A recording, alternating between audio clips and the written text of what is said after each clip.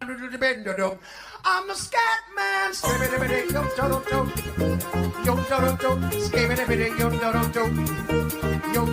I'm the scat man.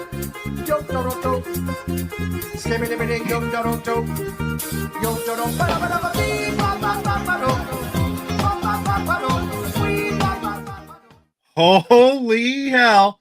The Leafs have won the division. How about that? How about that? They did it. How about that? Yeah. The boys were fired up. Frankie was fired up. The old Wake Up Woodbridge crew was quite fired up for today. Markham, yeah. Oh, yeah. Hey, there's a reason to be fired up, right? I mean, it's a celebration, considering how long it's been. To think that a franchise like the Toronto Maple Leafs, for how much attention they get and the success that they've had through their organization of being a playoff team, how it's only the third time in the last 87 years that they can call themselves division champs. And one of those was the North Division in the COVID year. So it's crazy, but it's a huge accomplishment for this group, I think. Yes, sir. So welcome, everybody. Wednesday morning NHL Puck Props presented by Sports Interaction. We got 2 more nights of hockey. Everything is set up except for those pesky Montreal Canadiens who just can't get it done. Are they the pesky ones, or are the Columbus Blue Jackets the pesky ones? Well, we wanted Montreal in, and pesky being like, you've had chances. Like, yeah, Columbus is just hanging on by a thread somehow. They're winning. Talk to me about that Demidov back check. I mean, I know there's a lot of people pointing it out, but does that normally exist in a lot of times and we just don't see it? Well, if you go back and analyze the whole play, he was at the end of a long shift. I think he was on there for almost 2 minutes, and he took a shot on net and then probably didn't have any legs to get back. Now, it looks like he gave up on the back check. Yeah, of course, that's what it looks like. But my understanding is that he was at the end of a long shift. So certainly looked like it. I'm not going to make that the focal point of his electric debut. I mean, this kid, you watch his whole game. Every time he touched the puck, he looked like he was going to make something dangerous come out of it.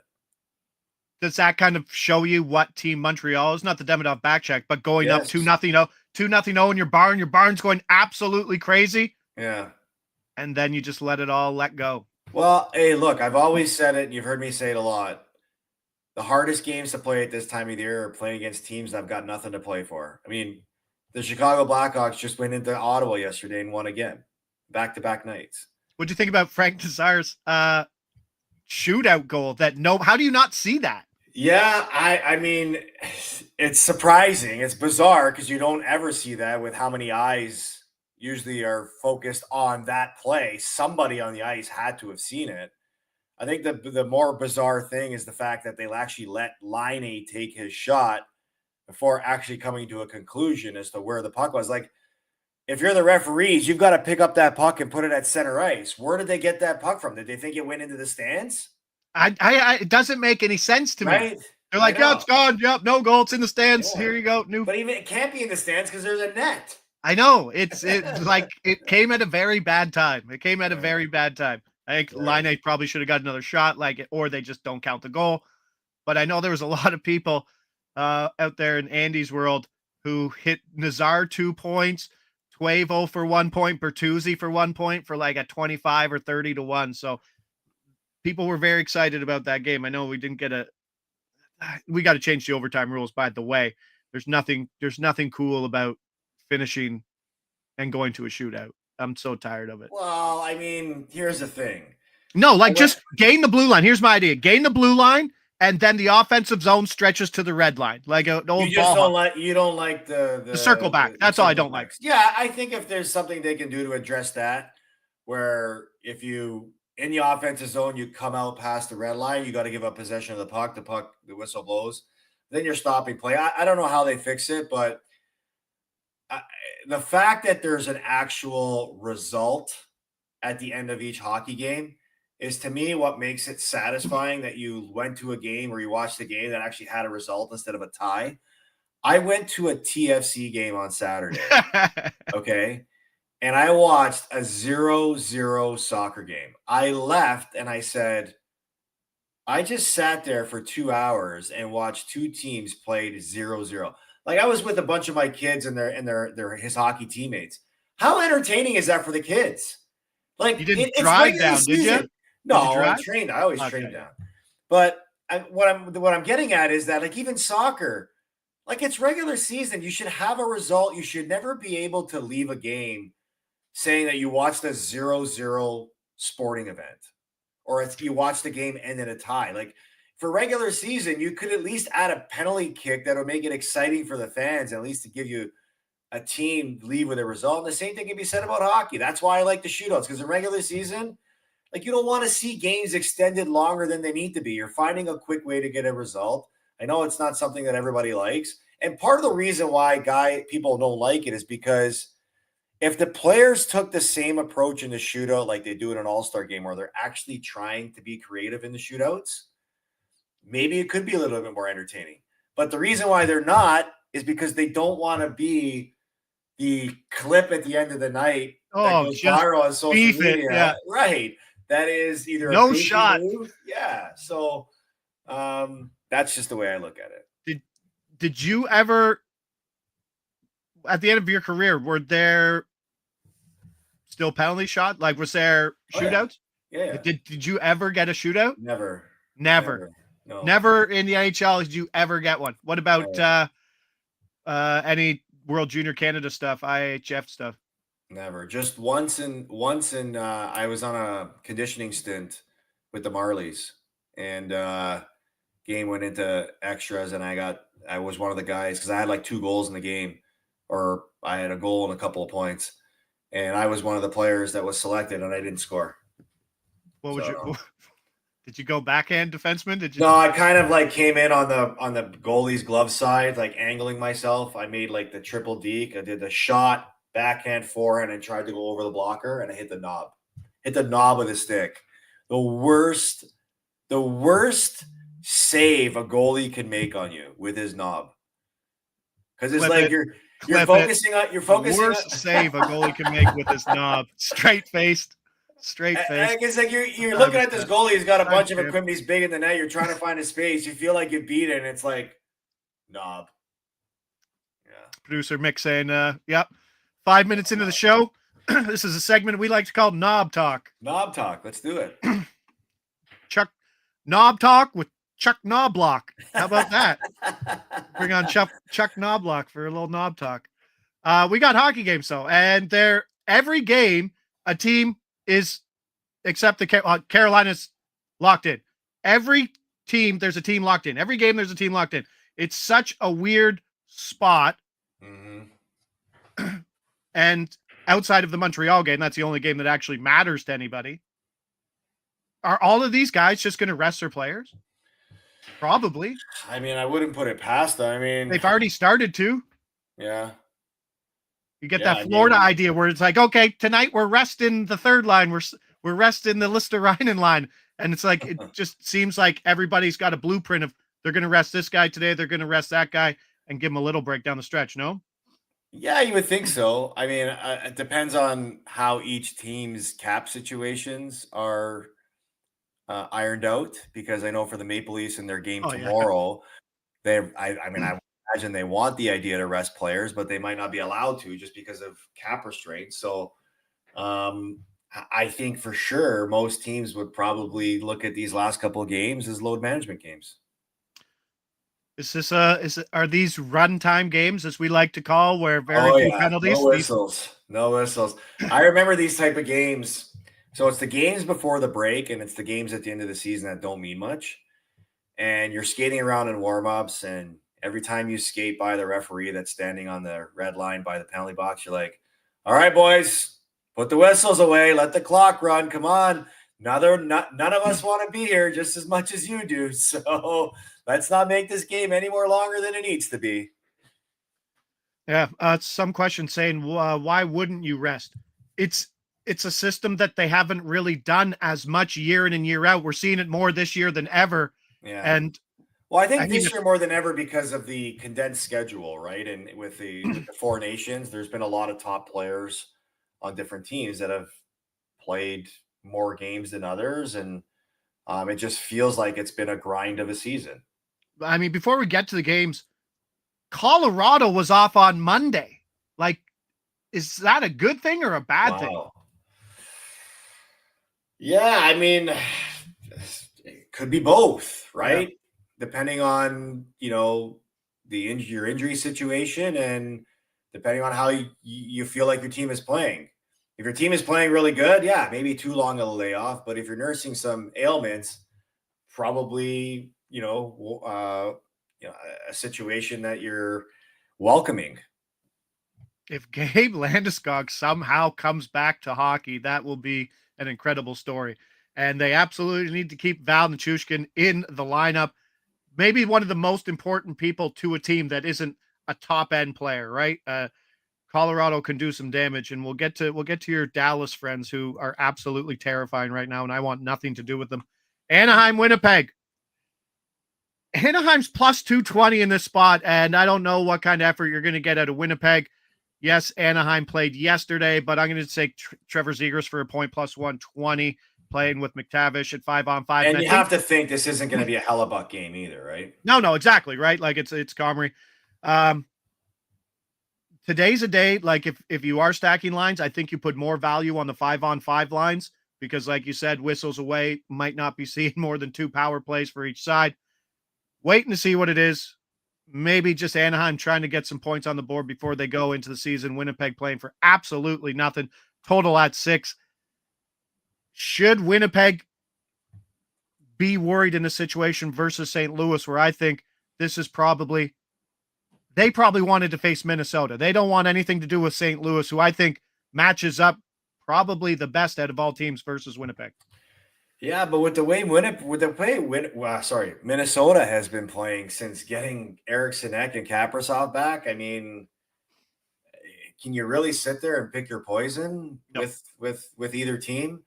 I think we get reminded every year when playoffs start that it doesn't matter where you finish in the regular season. The fact that you get in and prove that you deserve to be a playoff team, it's going to be a tough matchup for anybody. I get what you're saying with matchup wise, who you'd rather play, but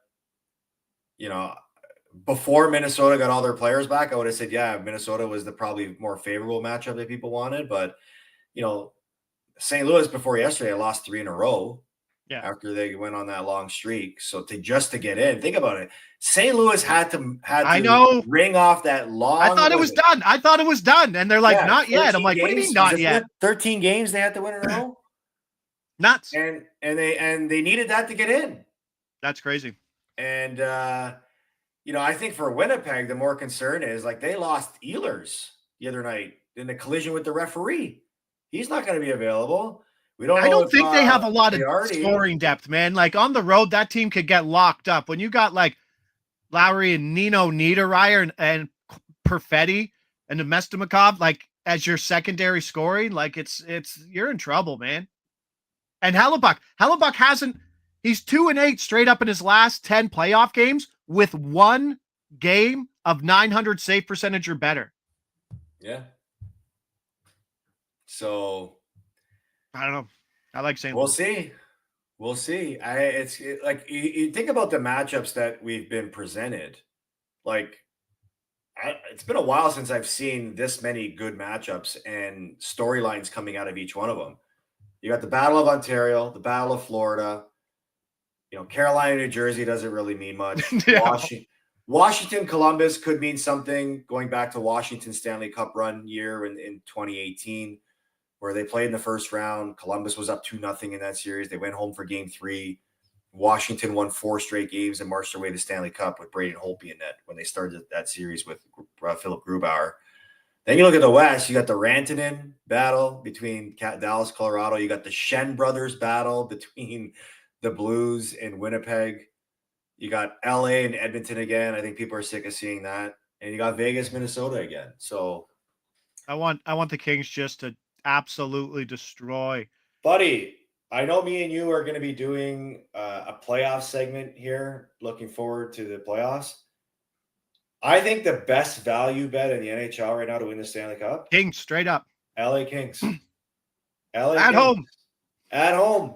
And not just that, like they're a team that is just continually overlooked. Like nobody really thinks much about it, but you watch them play, they're deep.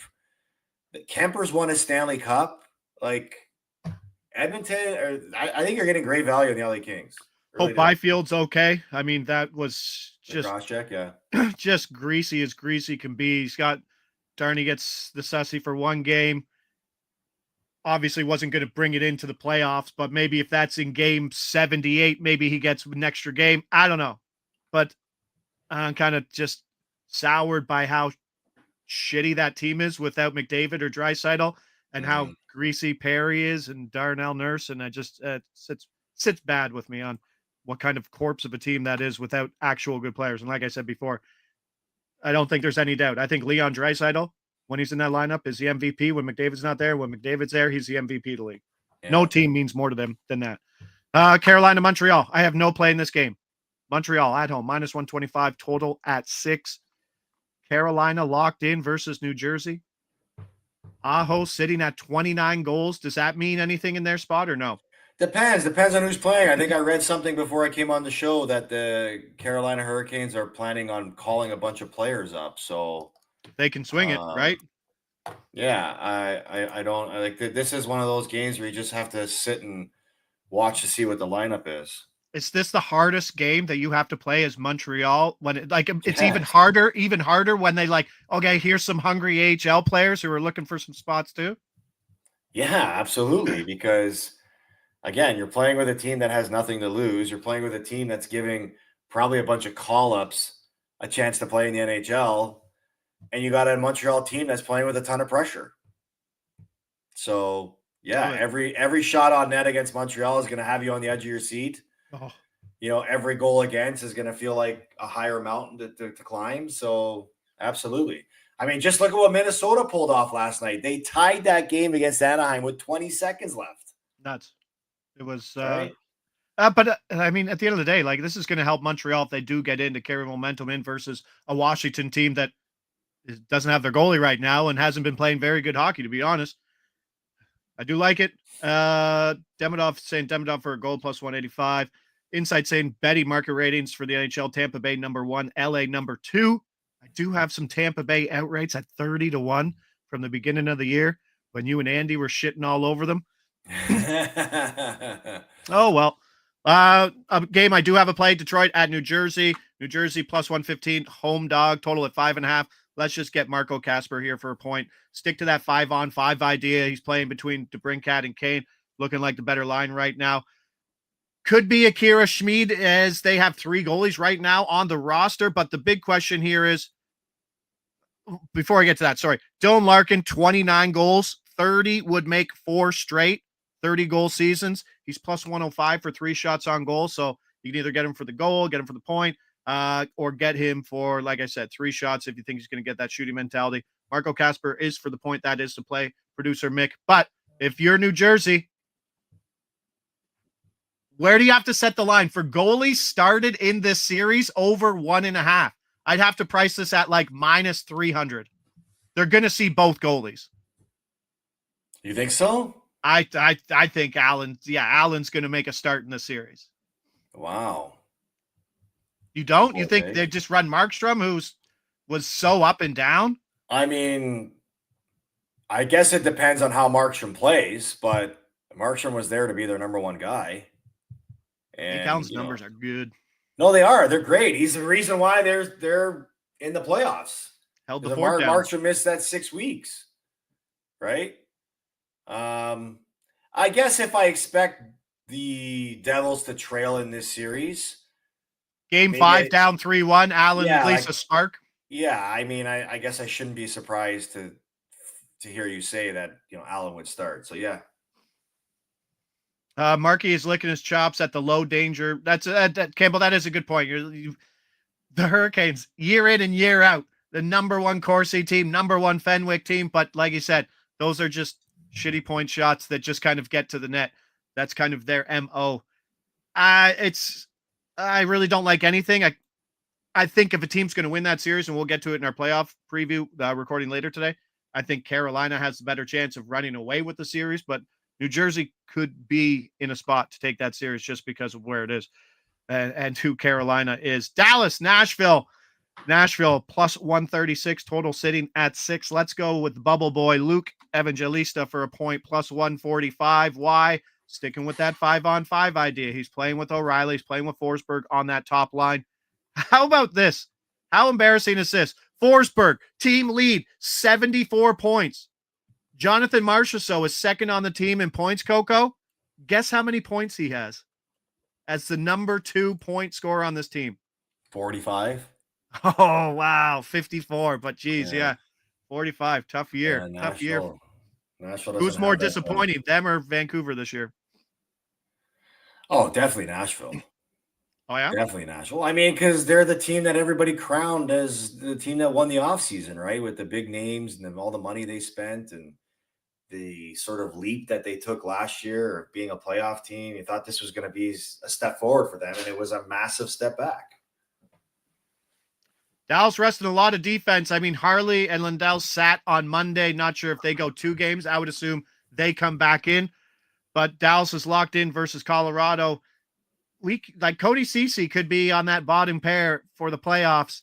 How worried are you about this Dallas defense that won't have Heiskanen for the first game? I think they've said he won't be there for the first game or first series. I didn't hear that. But I mean, considering I haven't heard anything or seen anything of him actually skating yet, if he is ruled out for game 1 of the playoffs, Heiskanen.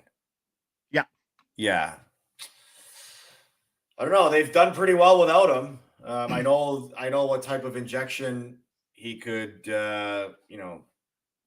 he could create if he comes into the lineup. But I think Dallas has to focus on they've done it the last 2 months, focus on playing without him. All right.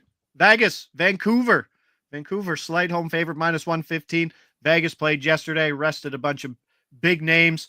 Connor Garland for a point, minus 105. Top line stuff, playing big minutes, over 20 minutes, sitting at 49 points.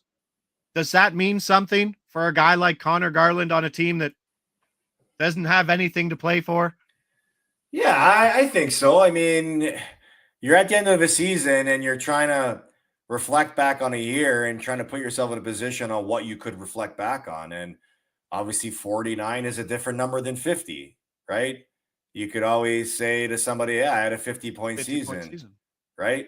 You tell us somebody you had a 49-point season? I mean, it doesn't sound the same. 100%. Right? And I think round numbers mean a lot too, right? And people were asking me on X yesterday, they're like, do players have contract incentives? I said, no, it's more just like you said, excuse me, that it's 50 points. This was a 50-point season for me. Yeah. This was a 20-goal season. Again, you go into negotiations, and I don't know if Garland's contract's got to be up soon. You go into negotiations, everything matters, right?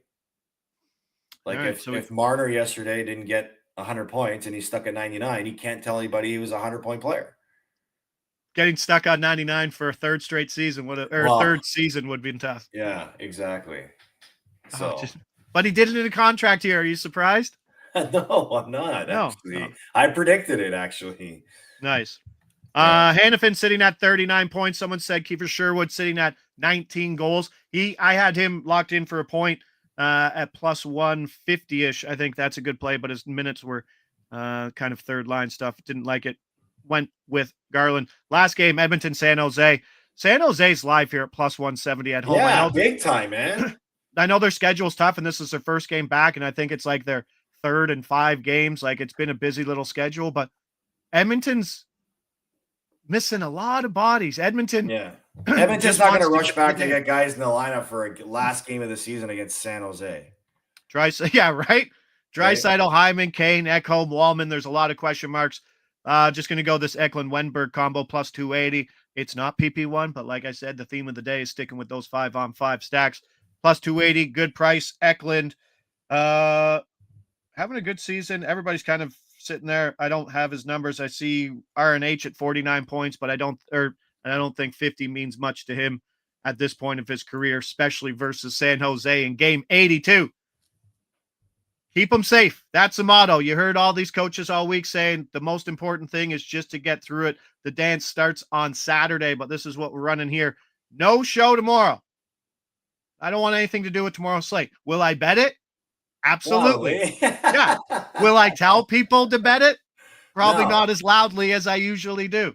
No. Yeah. Who are the stack MVPs of this season? We'll do a quick recap in the playoff preview there coming up. Hopefully drop that tomorrow. We'll record it later today. Wait to see how the Montreal game goes, but 7 of 8 confirmed. And those are the plays. Stick to 5-on-5 stuff today. Uncle Carlo says the whistles will be away. I don't know if that will lead to more scoring, but it should lead to fewer power play opportunities. I'm Josh Ingles. He's Carlo Colaiacovo. This is NHL Puck Props presented by Sports Interaction. See you back here. Playoffs are around the corner. Let's go. Let's go, baby. The fun season is about to start.